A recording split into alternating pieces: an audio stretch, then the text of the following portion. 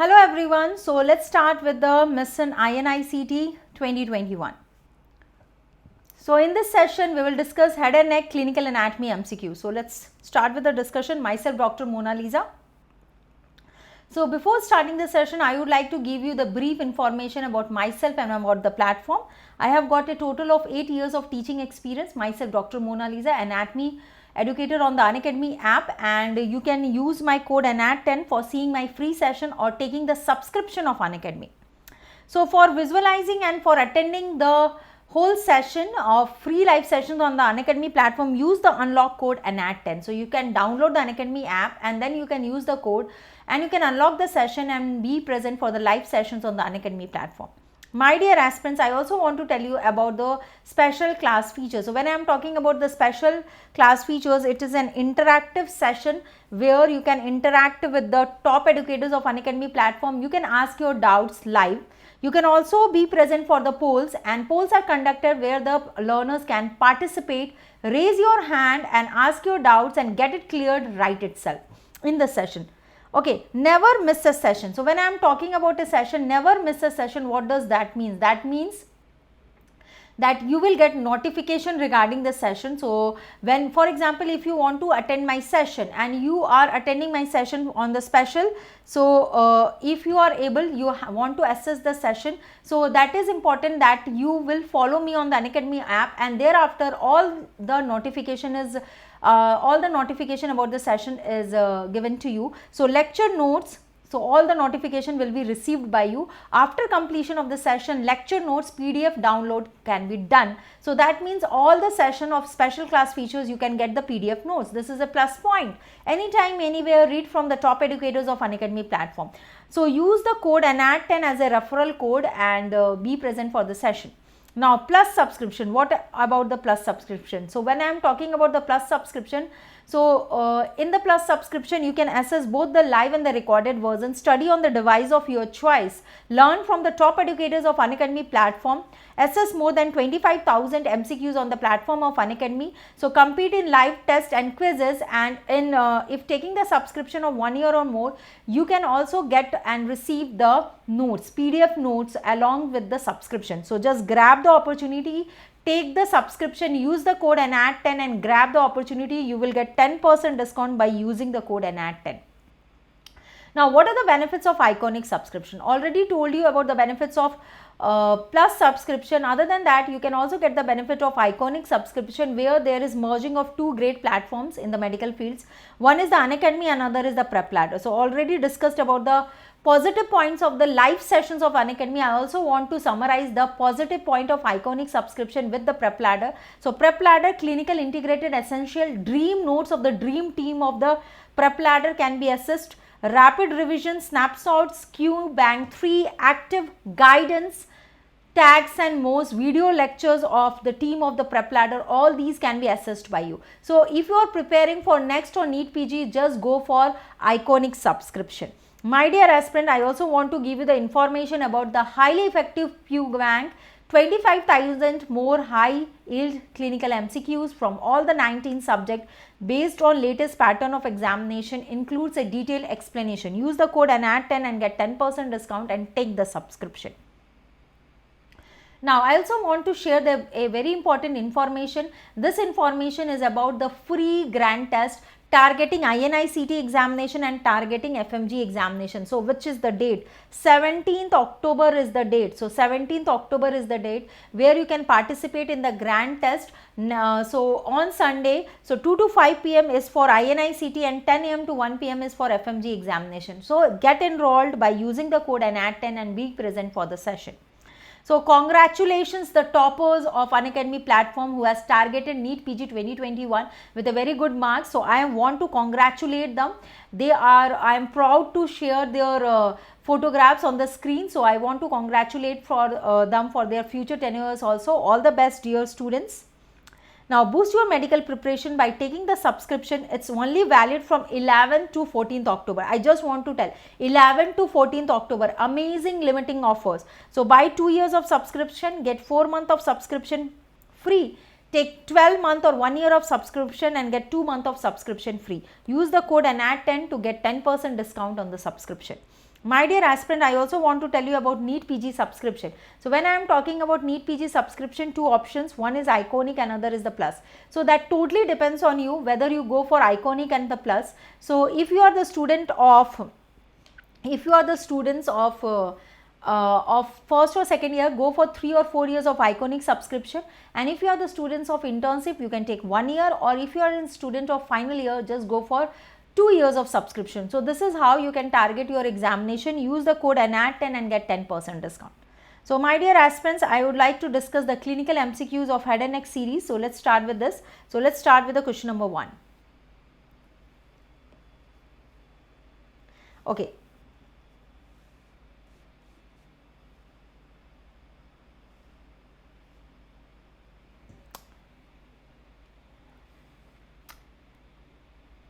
So, a 34-year-old man is admitted to the hospital. A 34-year-old man is admitted with a hospital with severe headache, dizziness and vomiting. Imaging studies reveals a tumor at the hypoglossal canal. So, which of the following muscle will be most likely to be affected? So the hint is the sign and symptoms. यहाँ पे क्या हो रहा है, patient को headache हो रहा है, डिजीनेस हो रहा है, वॉमिटिंग हो रहा है, और tumour is located at the level of hypoglossal canal. So these are the crux point or the key points which is provided. So you should mark this key points and this will help us to target the correct answer. So let's come into the discussion. So we have got 5 options and I would like to discuss each of the option with you.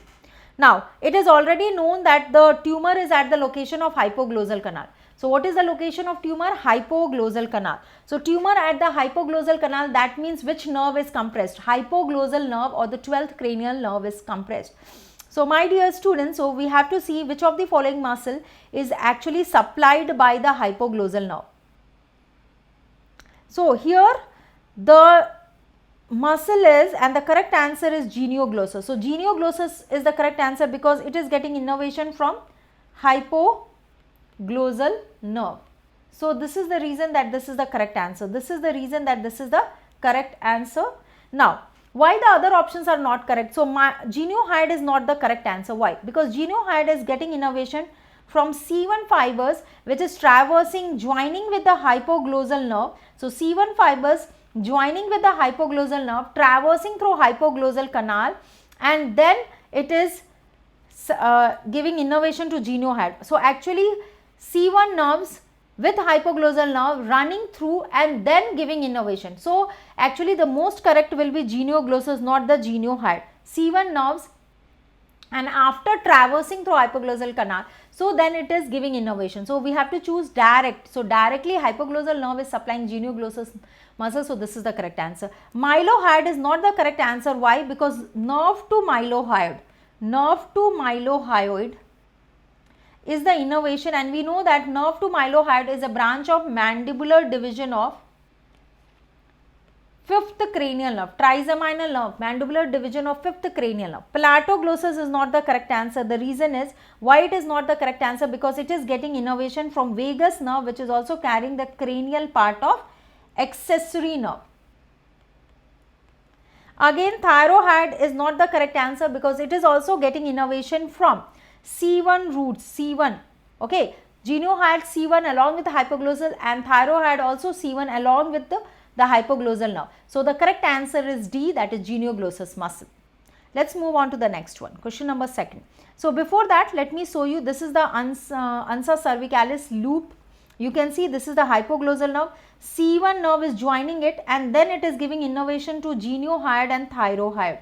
So the ansa cervicalis loop which is formed by C2 and C3 which is joining with the hypoglossal nerve, that is 12th nerve, and here the loop is formed along with the C1 fibers.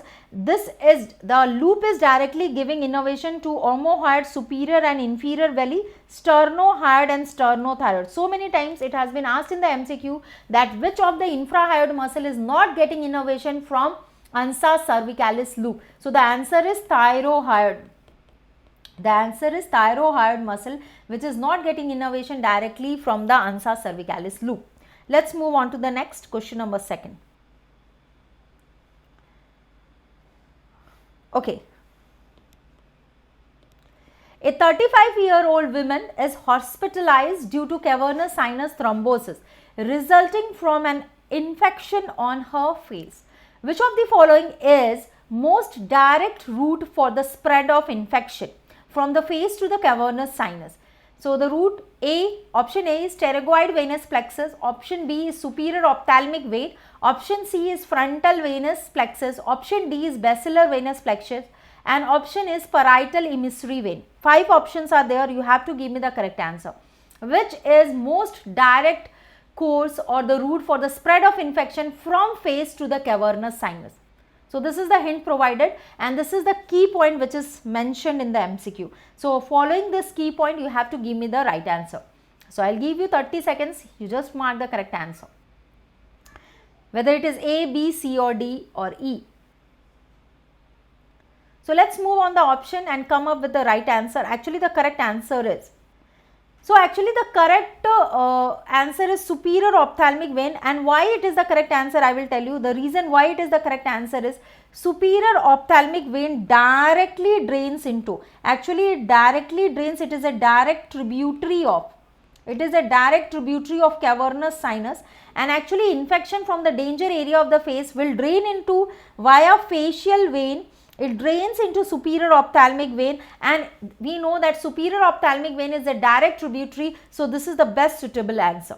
Pterygoid venous plexus, as we know, it also drains into cavernous sinus, but please note down, it is not draining directly, not directly.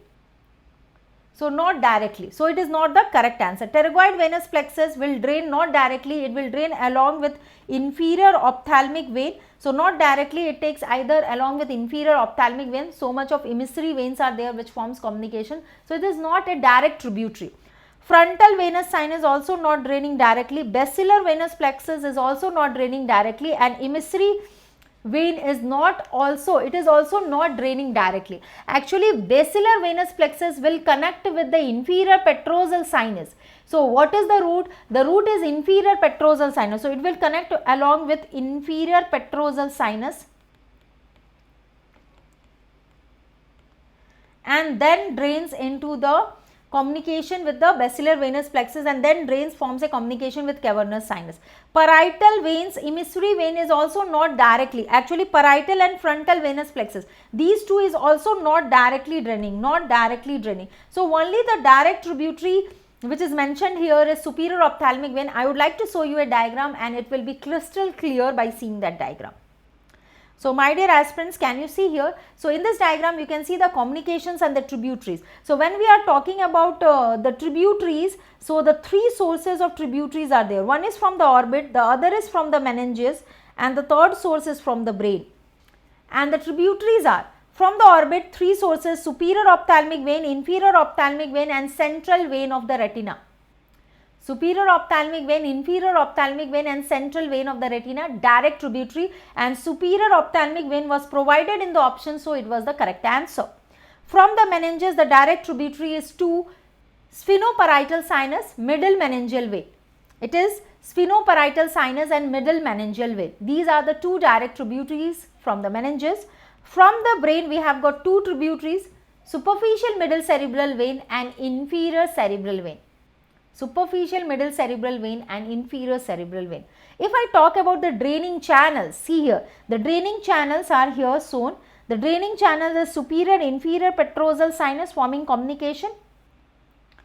The communication is via facial vein through pterygoid venous plexus, which was also provided. So, here also this is not directly draining, it is also forming communication. Intercavernous connection, anterior posterior intercavernous connection between the 2 side cavernous sinus is also a communication. Emissary vein, which is passing through foramen ovale and spinosum, is also a communication. Basilar venous plexus via internal vertebral venous plexus will also communicate, but all these are communication, and only the option which was provided was superior ophthalmic vein, which was a direct tributary of cavernous sinus. So, we have marked superior ophthalmic vein as the correct answer. Okay. So, now let us move on to the third MCQ of today's session.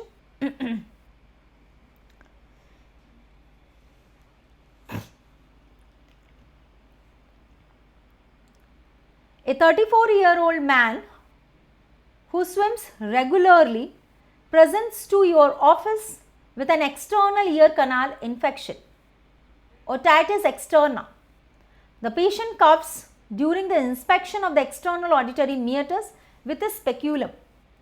The cough results from the irritation of which nerve that innervates an area of external auditory meatus.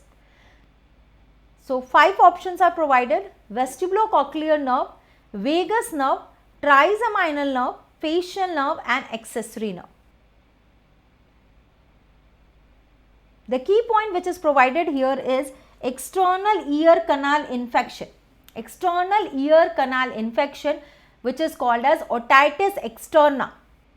The patient coughs. After that, the inspection is done of external auditory meatus and the cough is causing irritation. So, which area of external auditory area is supplied by which nerve which is forming this communication. So, here we have to approach to the right answer via the options provided. So, options are vestibulocochlear, vagus, trigeminal, facial and accessory.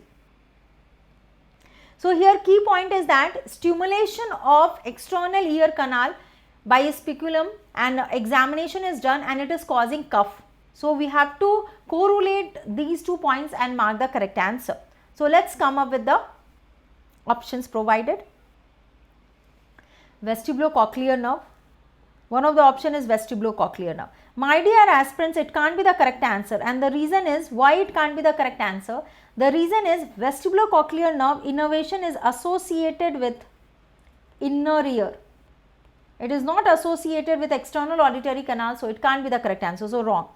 Vagus nerve is absolutely correct answer, and the reason is that it is innervating the part of external auditory meatus, and when external auditory meatus is stimulated, it is seen approximately that when the examination is done by the ENT surgeons and all, it is observed in 20% of the cases and in 20% of the patient that they will have cough reflex. So, when the procedure is performed for examination inspection of external auditory canal, in 20% of the cases due to stimulation of vagus nerve, the cough reflex is also activated. So, this what happens when external auditory canal which is having the innervation by vagus nerve is stimulated, it triggers the cough reflex, and this is the referred sensation from the vestibule of the larynx. How it happens? The reason is that this is the referred sensation which is received from the vestibule of the larynx, which is innervated also by the vagus nerve. So, we will go with the vagus nerve as the correct answer. Trigeminal nerve. So, yes, trigeminal nerve again can't be the right answer, because cough reflex is not stimulated by this. Okay, some inner aspect of is getting innervation from trigeminal nerve, but it does not stimulate. It is not the correct answer because it is not stimulating the cough reflex. Cough reflex is stimulated by vagus nerve. Facial nerve is not the right answer. So, why facial nerve is not the right answer? Actually, facial nerve is again a small area can get innervation, but it is not stimulating, again no cough reflex. Accessory nerve, no cough reflex is stimulated. Accessory nerve, we know that it is basically supplying sternocleidomastoid muscle and trapezius muscle. So, it is also not getting stimulating the cough reflex. So, vagus nerve is the correct answer. Actually, small area of facial nerve branch, auricular branch is also innervating, but we have to choose the most correct answer. So, vagus nerve is the correct answer. I would like to share an image where you can see the innervation of external auditory ear, external ear. So, see here.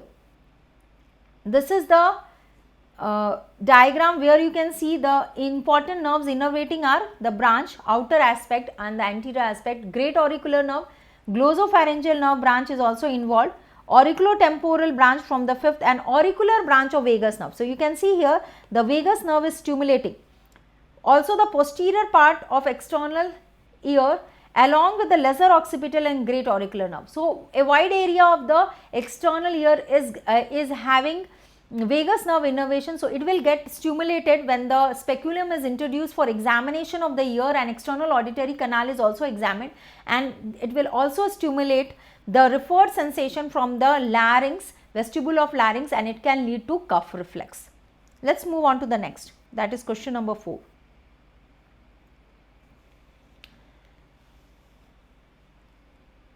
Okay, a 24-year-old man is admitted to the hospital after a street fight.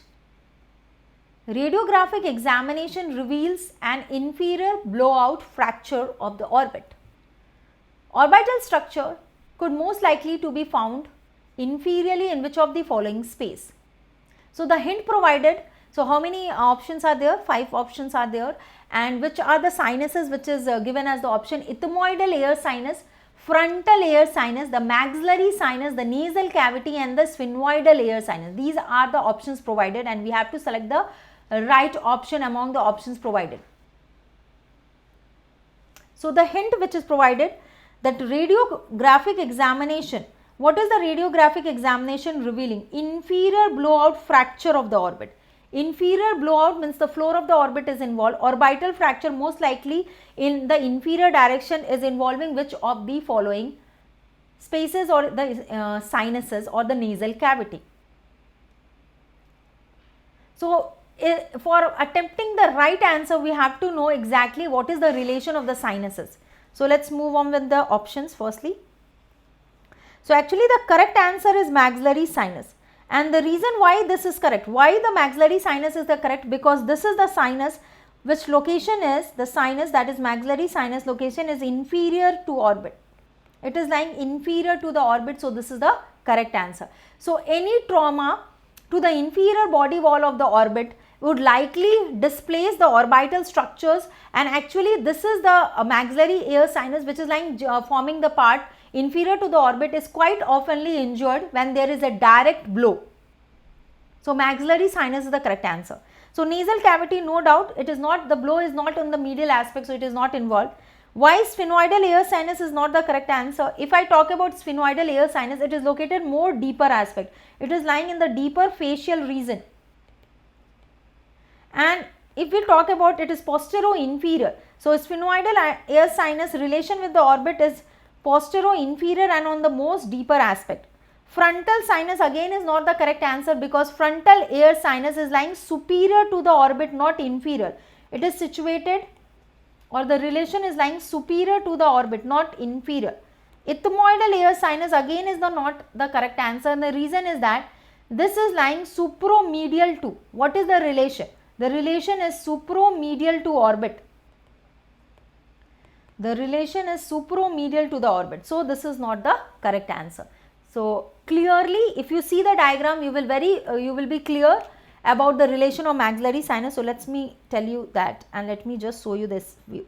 So, this is the outline which I am showing you is the orbit. So, see here, ethmoidal air sinuses are medial, exactly inferior. If you will see this correctly, you can see that this maxillary sinus, the maxillary sinus which is shown here is exactly lying inferior to the orbit. On, see here, maxillary sinus is, the location is exactly inferior.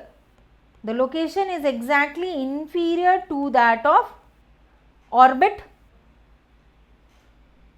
and ethmoidal sinuses are medial. Ethmoidal sinuses, you can see here, ethmoidal sinuses are medial to it.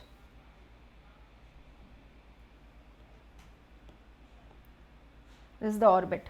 Now, see here, I also want to share another diagram where you can appreciate the relations and the structures can be visualized. So, frontal air sinus, see here, the frontal air sinus clearly shown, this is lying superior to the orbit. Ethmoidal air sinus more medially, maxillary air sinus as you can see is inferior. Sphenoidal air sinus, can you see here, if you compare the level of the orbit, it is inferior, but it is most posterior and inferior. It is posterior and inferior in relation to the orbit, and it is very deep. So, the structure which is lying directly inferior, the structure which is exactly lying inferior to the orbit, in this diagram we can clearly appreciate that structure is the maxillary sinus. So, the correct answer will be the maxillary sinus.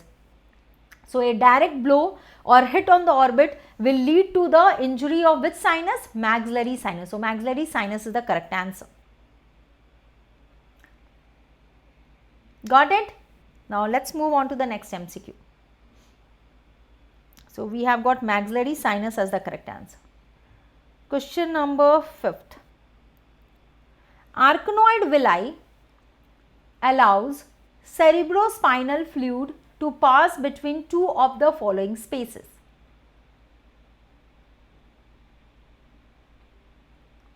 Whether it is choroid plexus and subdural space, whether it is subarachnoid space and superior sagittal sinus, subdural space and cavernous sinus, whether it is superior sagittal sinus and jugular vein, whether it is epidural or the subdural space. According to you, the best answer is. So take 30 seconds and mark the correct answer. Arachnoid villi. So firstly you have to know what is arachnoid villi. It is allowing the cerebrospinal to pass between which two spaces? So this is the option provided and you have to mark the correct answer.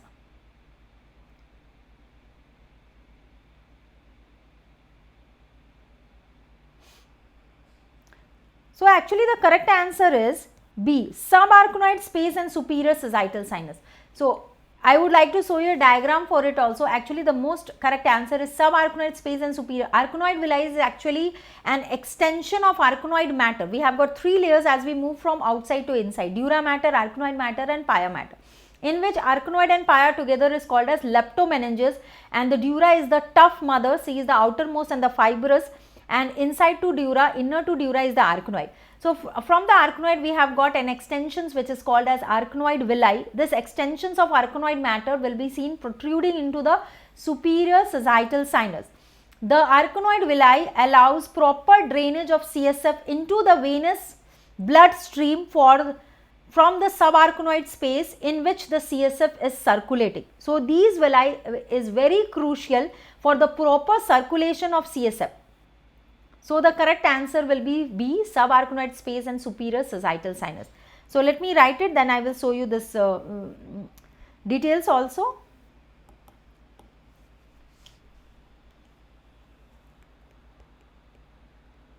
Arachnoid villi is extension. It is an extension of arachnoid matter into superior sagittal sinus, triple S. The villi allows for what is the, it is allowing the proper drainage of CSF into the venous blood stream from the subarachnoid space. And why subarachnoid space? In which the CSF is circulating. CSF circulates. So we have got B as the correct answer. So this was a direct MCQ. Now I would like to share this image with you. Actually in this image you can see the circulation. So let me slightly, yeah. So here you can see actually the choroid plexus of the lateral ventricle will produce,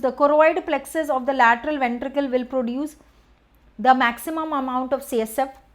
So it will pass from lateral ventricle via interventricular foramen of Monro to the third ventricle. Here you can see here.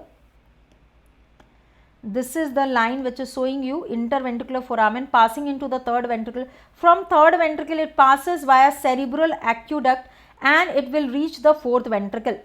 So it will reach the fourth ventricle, and from the lateral and median aperture of fourth ventricle it communicates foramen of mesenchyme and Ruschka. Some of the CSF will drain into central canal of spinal cord. It will pass through the tentorial notch, inferior surface of cerebellum, and the surrounding pulsation of the arteries will move on the superior aspect. This is how the CSF is circulating, and ultimately you can see it will pass through the superior sagittal sinus. In the superior sagittal sinus, what you can appreciate, there is arachnoid villi which is protruding it, as you can see here. Clearly you can see maximum number of the finger like projection of arachnoid villi is also seen here in the superior sagittal sinus.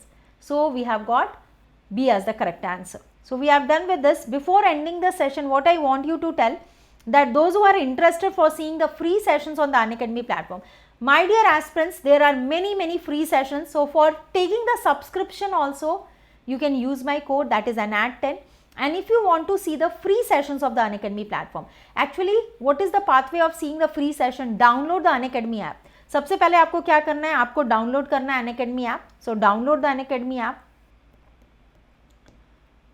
So firstly download the app from the Play Store, Unacademy app from the Play Store. Find your goal as NEET PG.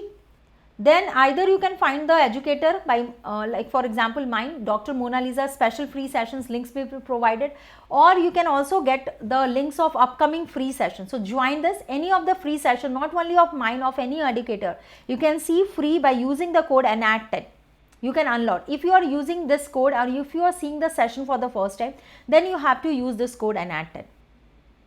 My dear aspirants, also if you are planning for your preparation and you want to study in a very systematic way, all the 19 subjects, many new sessions are coming up on the platform of Unacademy. So use this code to get 10% discount. So you can get 10% discount both on the Iconic subscription and on the Plus subscription. So till 14th October you are getting if you take 2 years of subscription, you get 4 months of subscription absolutely free. And if you take 1 year of subscription, 2 months of subscription is absolutely free. So just go for it, grab the opportunity and take the subscription. All the best. And I will again meet up with the upcoming session. So you will be provided with the link of all the sessions. All the link of my upcoming sessions will be provided on the Let's Crack NEET PG platform. Not only on that, also on the Unacademy NEET PG platform. So all the best, and so many sessions are there, and also the sessions are targeted for FMG examination, INICET examination and NEET PG 2022. So if you want to revise the MCQ in a very systematic way, you can also see the YouTube sessions in the speed of 1.5 and all, and you can rapidly revise the MCQ. That will be extremely beneficial for you. So just go and grab the opportunity, and if you are wanting, your target is to target for the next year, so you can take the subscription. If you are the student of first or second year, you can take 4 years of subscription. Go for Iconic subscription where you get the benefits of both the Prep Ladder and Unacademy platform. Grab, revise. So there is many sessions for the university examination, comprehensive sessions, and batch courses are for the year-wise session. So you can join it, and ultimately you can also clear the next examination. All the best, grab the opportunity, and let's meet with the another session. Thank you so much. Thank you, dear students, aspirants. Thank you.